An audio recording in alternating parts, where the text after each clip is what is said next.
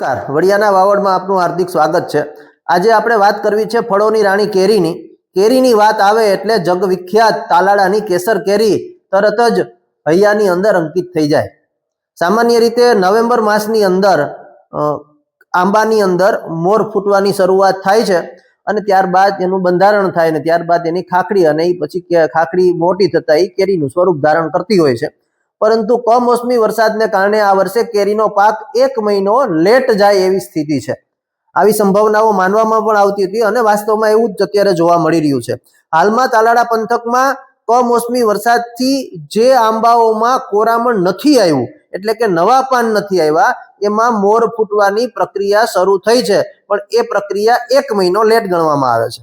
જે આંબામાં કોરામણ આવ્યું છે એ હજી 1 મહિના પછી એની અંદર મોર ફૂટવાની પ્રક્રિયા શરૂ થઈ શકે, એટલે કે ચાલુ વર્ષે માર્ચના બદલે 15 એપ્રિલ પછી પ્રથમ કેરી માર્કેટની અંદર આવે એવી શક્યતા જોવાઈ રહી છે। ત્યારે એ 15 એપ્રિલ થી 31 મે સુધીમાં કેરી માર્કેટની અંદર જોવા મળે તો એવું માની શકાય, કારણ કે એક તો 1 મહિનો લેટ છે।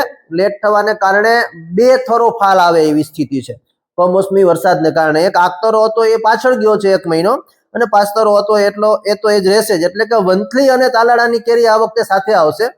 કચ્છની કેરી માર્કેટમાં આવશે ત્યારે પણ તાલાળાની કેરી માર્કેટની અંદર હશે। તો આ વખતે ચાલુ વર્ષમાં કેરીના રસિકો જે છે એને 1 મહિનો લેટ કેરી ખાવા મળશે અને કેરીનો પાક 1.5 મહિના જેટલો ચાલશે। પરંતુ તાલાળાની કેરી શરૂઆતથી અંત સુધી માર્કેટમાં મળે એવી સ્થિતિ જોવા મળશે। એટલે કે તાલાળા પૂર્ણ થાય પછી વંથલી ચાલુ થતું હોય ને વંથલી ચાલુ થાય પૂર્ણ થાય પછી કચ્છ ચાલુ થતું હોય, પરંતુ તાલાળામાં મોર ફૂટવાની પ્રક્રિયા અત્યારે જોતા છેક 1.5 મહિના સુધી એટલે કે જૂનના 1લી તારીખ સુધી તાલાળાની કેરી માર્કેટમાં આવે તો નવાઈ નહીં એવું કહી શકાય। એટલે આમ તો કેસર કેરીના રસિયાઓ માટે તાલાળાની કેસર કેરી એમને 15 એપ્રિલ પછી મળશે એવું કહી શકાય।